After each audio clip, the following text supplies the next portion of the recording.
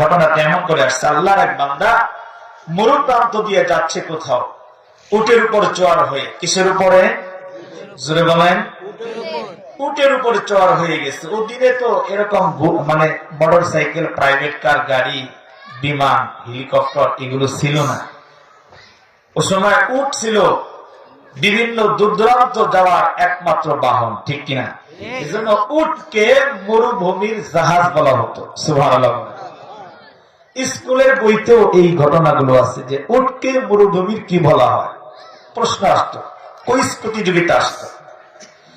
আল্লাহর বান্দা এক গাছের নিচে অনেক দীর্ঘ পথ যাওয়ার পরে বিশ্রামের জন্য রেস্টে আছেন, একটু আরাম করতেছেন।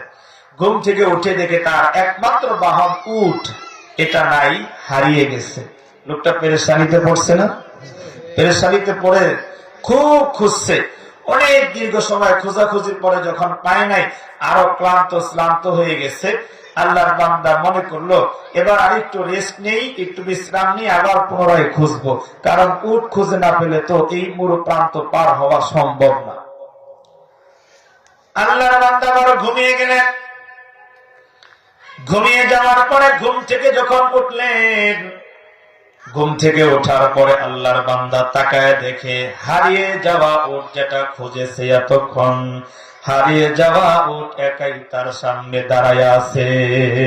সুবহানাল্লাহ।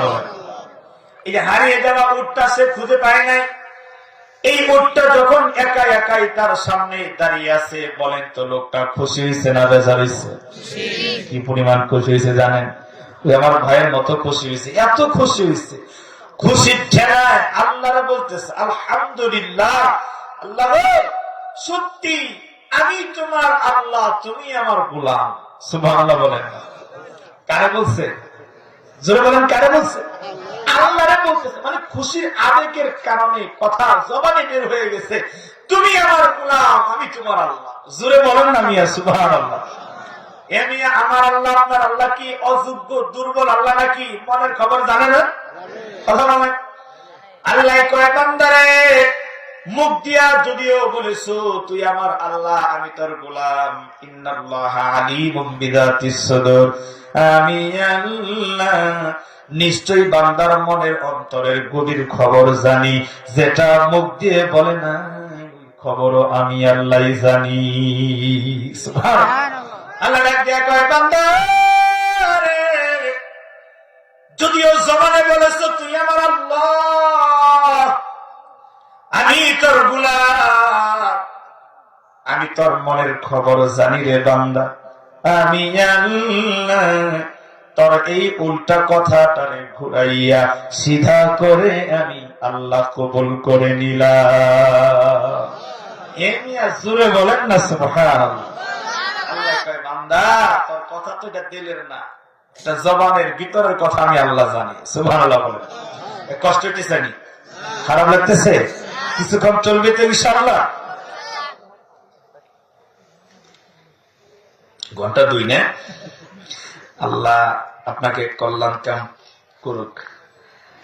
এত সময় আমি আজকে করবো না, যেহেতু আমি আজকে প্রথম ভাগ মানে মাঝখানে বসছি, তো শেষ ভাগে হইলে বলতাম ঠিক আছে 2 ঘন্টা চালাবো। আমার এমন অনেক রেকর্ড আছে 3 ঘন্টা 3.5 ঘন্টা পর্যন্ত বয়ান করি। তা আজকে এত লম্বা সময় কথা বলবো না। আপনি বাবারা ভাইয়ারা, আমি বলতেছিলাম কুরআনুল কারীমের সিরিয়াল অনুসারে 51 নম্বর সূরা সূরাতুজ জারিয়ার 56 নম্বর আয়াতে কারিমা তেলাওয়াত করেছি। এমন একটা আয়াতে কারিমা তেলাওয়াত করলাম যে আয়াতে কারিমার মধ্যে আমার আল্লাহ তাআলা পৃথিবীতে মানুষ আর জিন সৃষ্টির উদ্দেশ্য বর্ণনা করেছে। সুবহানাল্লাহ। এই পৃথিবীর ভিতরে মানুষ কে বানাইছে? জোরে বলেন তো। আমার কে বানাইছে? জোরে বলেন। আমাদের ডাকবেন কে? আপনারে বানাইছে কে? আসমানটা বানাইছে কে? জমিনটারে বানাইছে কে? সব বানাইছে কে? জোরে বলেন। সব বানাইছেন যিনি, সেই আল্লাহ তাআলা নিজেই বলেন কেন আমি মানুষ বানাইলাম। আল্লাহ কয় খামোখা এমনি এমনি দুনিয়ায় মানুষ বানাই নাই। ওয়ামা খালাকুতুল জিন্না ওয়াল ইনসা ইল্লা লিয়াবুদুন। আল্লাহু আকবার বলেন। আল্লাহ তাআলা দিয়া কয় বান্দা রে, আমি পৃথিবীর মধ্যে মানুষ এবং জিন জাতিকে বানাইলাম শুধুমাত্র একটা কারণে বানাইলাম। জোরে বলেন তো কয়টা? এমিয়া জোরে বলেন কয়টা?